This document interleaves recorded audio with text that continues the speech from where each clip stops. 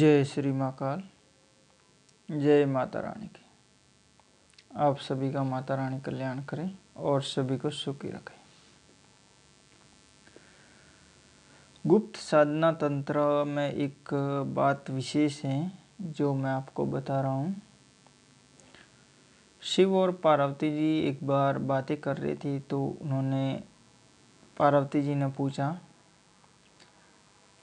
कि हे प्रभु, एक वेद माता गायत्री के बारे में, उनकी साधना कैसे की जाती है, उनके बारे में हमें कुछ बताने की कृपा करें। तो शिव जी ने वेद माता गायत्री के बारे में बहुत ही अच्छी बात बताई है, जो गुप्त साधना तंत्र में आपने किसी ने पढ़ी होगी या नहीं पढ़ी है तो ये मैं आपको बता देता हूँ। इसमें शिव जी ने ये बताया कि माता का, वेद माता है, उनका 10 बार जप करने से कितना लाभ होता है, 100 बार करने से क्या होता है, और 1000 बार जप करने से क्या होता है, इसके अलावा 1,00,000 बार जप करने से क्या होता है।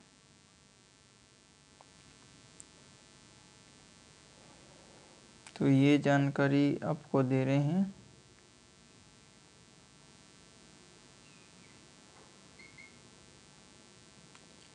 तो प्रभु ने ये बताया कि अगर कोई इंसान, प्राणी वेद माता गायत्री का जप 10 बार करता है तो उसके मनुष्य जीवन के इस जन्म के जितने भी पाप हैं वो दूर हो जाते हैं।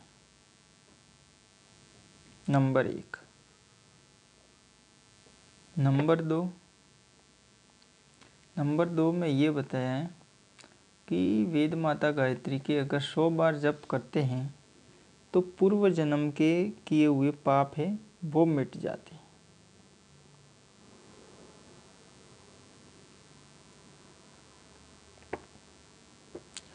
ये कितनी अच्छी बात है कि प्रभु ने अपने मुख से ये साधना बताई है। इस साधना को करने के लिए कम समय में अच्छा फ़ायदा होता है, अच्छी ज़िंदगी सवर जाती है, तो ऐसी साधनाएं करनी चाहिए। नंबर 3 की बात करते हैं तो इसमें ये बताया है कि 1000 बार जप करने से 3 युगों के इकट्ठे हुए पाप है वो सभी नष्ट हो जाते हैं।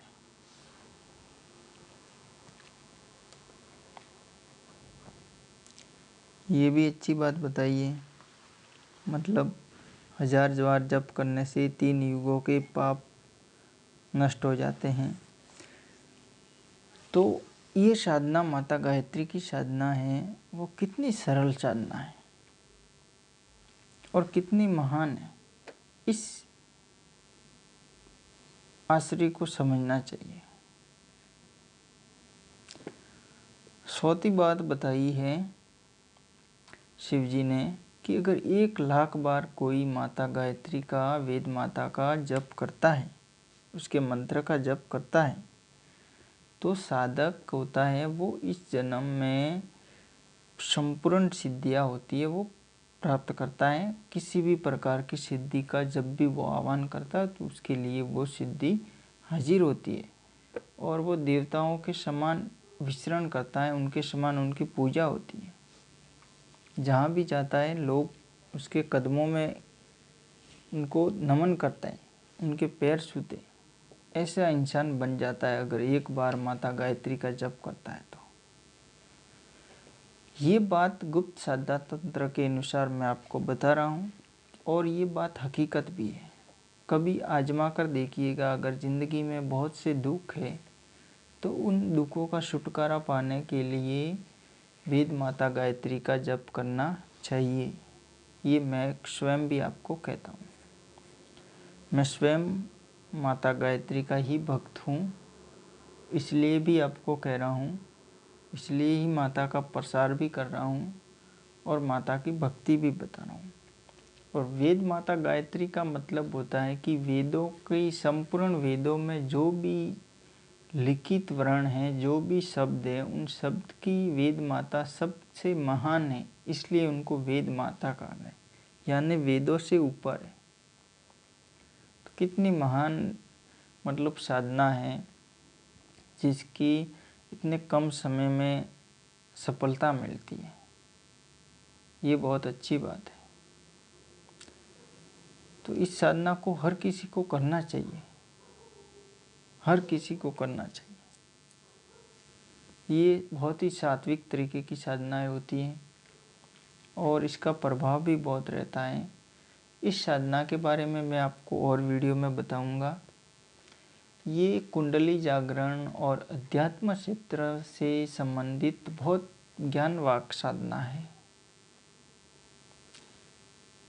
मेरे स्वयं के अनुभव के तौर पर मैं आपको बता रहा हूँ कि माता गायत्री की साधना है वो बहुत महान साधना है।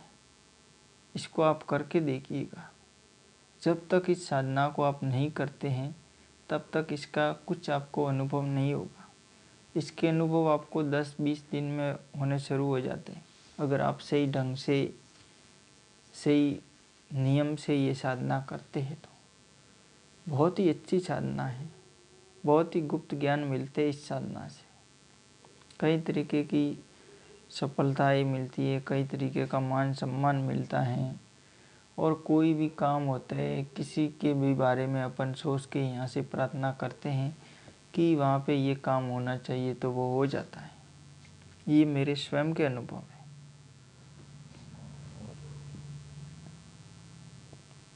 तो एक बार आप करके देखिएगा ताकि आपको ये पता चलेगा कि वेद माता का कितना ज्ञान है, उनकी साधना में क्या लाभ मिलते हैं, क्या होता है, ये सब आपको पता चलेगा। जय माता रानी की, जय माँ गायत्री।